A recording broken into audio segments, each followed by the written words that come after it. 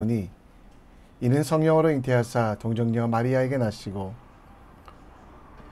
본디오 빌라도에게 고난을 받으사 십자가에 못 박혀 죽으시고 장사한 지 사흘 만에 죽은 자 가운데 다시 살아나시며 하늘에 오르사 전능하신 하나님 우편에 앉아 계시다가 저리로서 산자와 죽은 자를 심판하러 오시리라.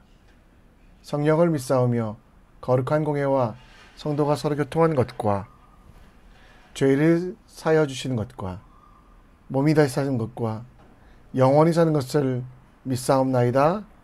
아멘. 우리 함께 찬송 드립니다.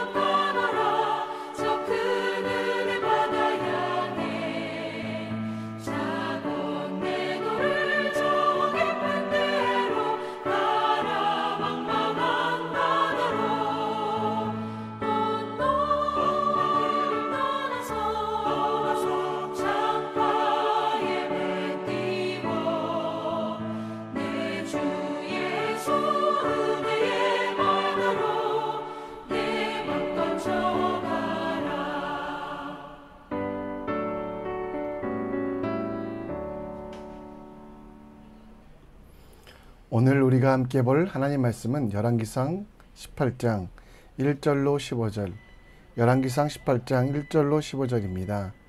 우리 함께 읽겠습니다. 많은 날이 지나고 제3년에 여호와의 말씀이 엘리야에게 임하여 이르시되 너는 가서 아합에게 보이라. 내가 비를 지면에 내리리라. 엘리야가 아합에게 보이려고 하니 그때에 사마리아에 기근이 심하였더라. 아합이 왕궁 맡은 자 오바다를 불렀으니 이 오바다는 여호와를 지극히 경외하는 자라. 이세벨이 여호와의 선지자들을 멸할 때에 오바다가 선지자 100명을 가지고 50명씩 굴에 숨기고 떡과 물을 먹였더라. 아합이 오바다에게 이르되 이 땅의 모든 물 근원과 모든 내로 가자. 혹시 꼴을 얻으리라. 그리하면 말과 노새를 살리리니 짐승을 다 잃지 않게 되리라 하고 두 사람이 두루 다닐 땅을 나누어 아합은 홀로 이 길로 가고 오바다는 홀로 저 길로 가니라. 오바다가 길에 있을 때 엘리야가 그를 만난지라. 그가 알아보고 엎드려 말하되 내 주 엘리야여 당신이니까? 그가 그에게 대답하되 그러하다. 가서 내 주에게 말하기를 엘리야가 여기 있다 하라. 이르되 내가 무슨 죄를 범하였기에 당신이 당신의 종을 아합의 손에 넘겨 죽게 하려 하시나이까. 당신의 하나님 여호와께서 살아계심을 두고 맹세하노니 내 주께서 사람을 보내어 당신을 찾지 아니한 족속이나 나라가 없었는데 그들이 말하기를 엘리야가 없다 하면 그 나라와 그 족속으로 당신을 보지 못하였다는 맹세를 하게 하였거늘 이제 당신의 말씀이 가서 내 주에게 말하기를 엘리야가 여기 있다 하라 하시나 내가 당신을 떠난 후에 여호와의 영이 내가 알지 못하는 곳으로 당신을 이끌어 가시리니 내가 가서 아합에게 말하였다가 그가 당신을 찾지 못하면 내가 죽임을 당하리이다. 당신의 종은 어려서부터 여호와를 경외하는 자라. 이세벨이 여호와의 선지자들을 죽일 때에 내가 여호와의 선지자 중에 100명을 50명씩 굴에 숨기고 떡과 물로 먹인 일이 내 주에게 들리지 아니하였나이까. 이제 당신의 말씀이 가서 내 주에게 말하기를 엘리야가 여기 있다 하라 하시니 그리하면 그가 나를 죽이리이다. 엘리야가 이르되 내가 섬기는 만군의 여호와께서 살아계심을 두고 맹세하노니 내가 오늘 아합에게 보이리라. 아멘. 우리는 성경을 볼 때 내가 보고 싶은 대로 보는 경향이 있습니다. 그래서 복을 준다는 말을 잘 듣고 하나님께서 충성하고 순종하라는 말은 잘못 듣기도 혹은 모른 척하기도 합니다.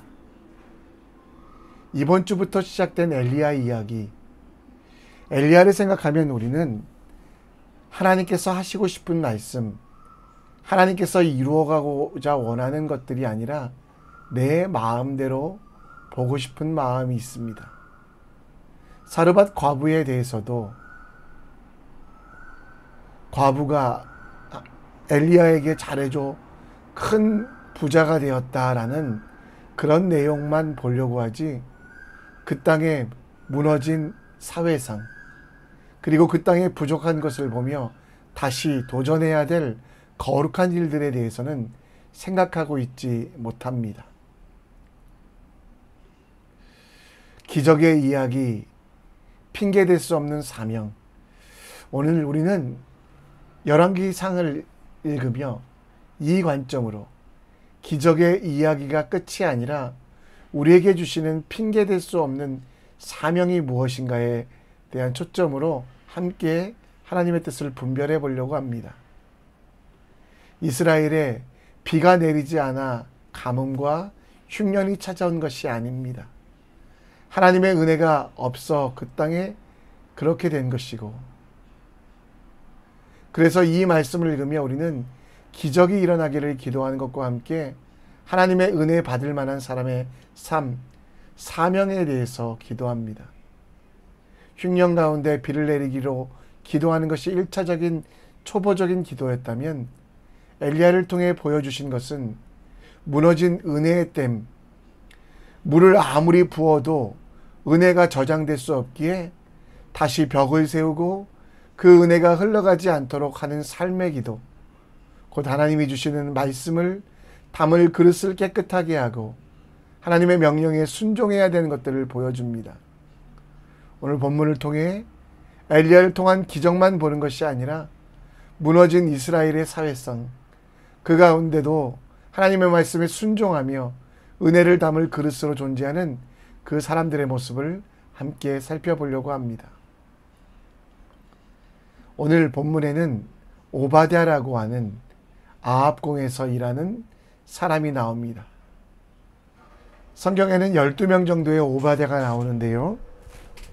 에돔의 심판을 예언하였던 오바댜도 있지만 오늘 본문에 나오는 오바댜는 여호와의 종, 그 이름답게 하나님의 뜻대로 하나님의 말씀대로 살아가는 사람입니다.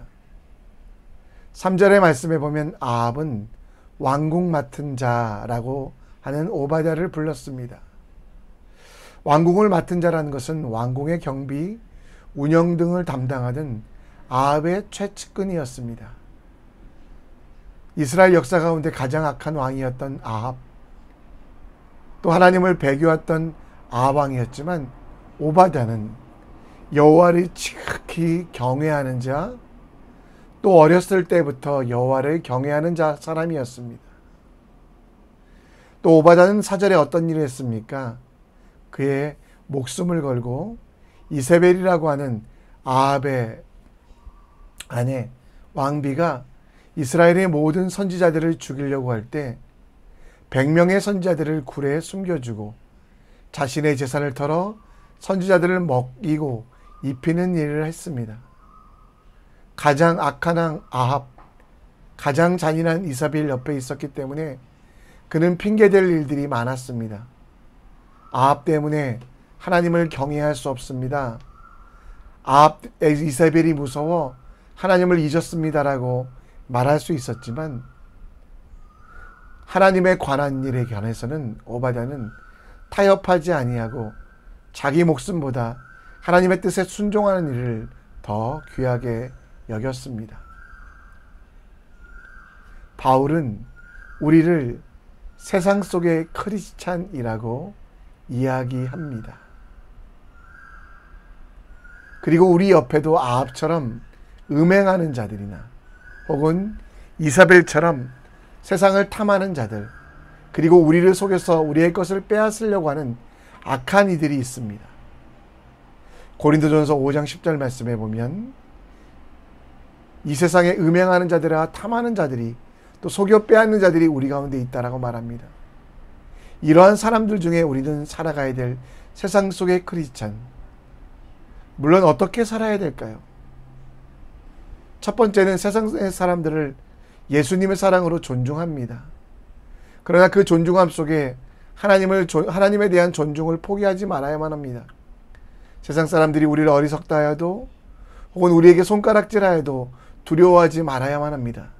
아합과 오바댜가 아무리 두려워도 하나님보다는 존중의 대상이 아니었기에 하나님의 뜻을 실천하였던 오바댜처럼 하나님보다 크신 분이 없고 세상의 어떤 존재와도 비교할 수 없는 그분이기에 사람들의 조롱과 손가락질 혹은 사람들의 위협 속에도 우리는 넘어지지 아니하고 하나님의 뜻을 실천하는 세상 속의 크리스찬이 되어야만 하는 것입니다.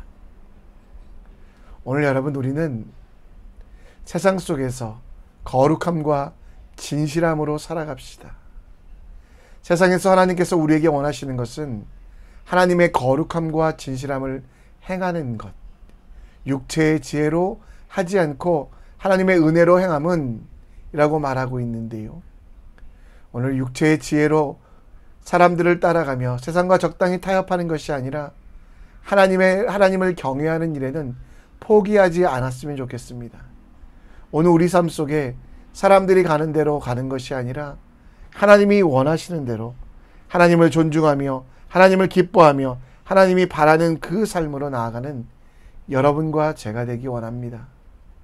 우리를 사랑하신 하나님, 우리를 세상에 보내신 하나님을 기억하며 하나님을 경외하기에 포기하지 않았던 오바댜처럼 우리도 하나님만 바라볼 때, 우리가 하나님을 포기하지 아니하면 하나님도 우리를 포기하지 아니하신 것, 우리를 포기하지 않고 끝까지 함께 하시는 하나님이 계시기에 우리도 포기할 수 없음을 기억하며 오늘 하나님을 경외하는 일, 하나님을 기쁘시게 하는 일, 하나님이 원하시는 일들에 대해서는 고민하지 않고 멈추지 않고 행동하는 믿음의 사람 되시기를 함께 기도합니다. 다시 본문으로 돌아가 보면 가장 악한 왕 아합과 잔인한 이세벨의 시대에 오바댜는 선지자 100명을 가지고 50명씩 굴에 숨기고 떡과 물을 먹였다라고 말합니다. 또 가축들의 먹이를 마실 물을 찾으러 갈 때 만난 엘리야가 아합을 만나서 경고한다고 할 때 오바댜는 그것을 말렸습니다. 물론 여러 가지 이유가 있었지만 그 이유는 오바댜가 아합에게 엘리야가 여기 있다라고 말하면 아합이 엘리야를 죽일까 하는 두려움 때문이었습니다. 그러나 엘리야는 끝까지 이야기합니다. 아합에게 나아가서 만나고 그에게 하나님의 뜻을 경고하겠다라고 이야기합니다. 14절 말씀에 보면 오바댜는 지금까지 선지자를 살릴 일이나 엘리야를 도운 일이 드러나면 죽을 수밖에 없다라고 생각했지만 그것은 하나님께서 원하시는 일이기에 죽음에 두지 아니한다라는 것. 엘리야는 그래서 15절에 아합을 만나도 아합이 자기를 상하게 할 수 없음을, 더 이상 도망치거나 피하지 않고 하나님이 원하시는 일들을 하겠다라고 이야기하며 오바댜에게도 지금까지 하나님이 원하시는 일들을 하며 살았던 것처럼 엘리야에 대하여 또 엘리야가 어디 있다라는 것들을 아합에게 말하라고 이야기합니다. 죽음의 자리라고 할지라도 하나님의 뜻을 전하는 일을 멈추지 않겠다는 엘리야의 굳은 각오가 나오는 본문입니다. 여러분, 우리에게 이러한 담대함이 있습니까? 우리에게 주신 사명, 곧 하나님의 자녀가 되고 하나님의 말씀대로 살아야 되는 그 사명을 우리는 잊고 싶을 때가 많습니다. 경건한 오바댜였지만 사람들의 시선 때문에 부담스럽고 아합의 공격 때문에 그 뜻을 모른 척 하려고 했던, 그만큼 하나님의 말씀대로 사는 것은 불편하고 힘듭니다. 그럼에도 우리는 포기할 수 없습니다. 오바댜가 목숨보다 더 소중히 여겼던 것, 엘리야도 마찬가지로 사명을 우리는 잊어버릴 수 없는 것입니다. 사도 바울도 그랬습니다. 엘리야처럼 오바댜처럼 하나님의 은혜의 복음을 전하는 일은, 그 사명은 목숨보다 소중하다고. 여러분, 오늘 하나님의 자녀로 살아가며 우리에게 주신 일들 기억하십시오. 부르심에 합당한 자로 여기시고 모든 선을 기뻐함과 믿음의 역사를 능력으로 이루게 하시는 하나님이 있음을 기억하십시오. 내가 이 일을 하면 어떻게 될까를 고민하는 것이 아니라 이 일이 하나님의 뜻인지 아닌지 묻고 간구하십시오. 그리고 그것이 하나님의 뜻이라면 두려워하지 말고 그 일들을 실천하십시오. 하나님이 원하시는 일들을 이루어갈 때 하나님은요, 사명만 주시는 하나님이 아니라 능력도 주시는 하나님.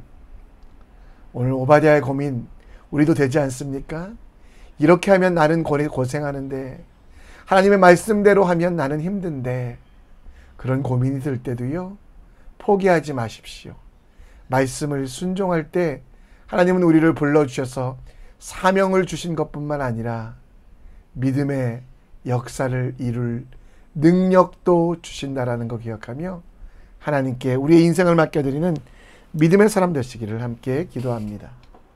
말씀을 정리합니다. 오바댜처럼 세상 속에 살아도 포기할 수 없는 하나님을 경외함, 모든 순간에 하나님을 존중할 때 하나님도 우리를 존중함을 믿으며 하나님께 우리의 모든 것들을 드리기 원합니다. 우리가 우리의 목숨보다 사명을 더 소중히 여길 때 주님도 우리에게 사명에 합당한 능력도 주십니다. 그 일들 감당하는 믿음의 사람 될 수 있도록 우리 함께 기도했으면 좋겠습니다. 이 시간 우리 함께 찬양하며 나가겠는데요. 우리 오늘 함께 드릴 찬양은 예수 늘 함께 하시네. 우리 함께 찬양하며 나가겠습니다.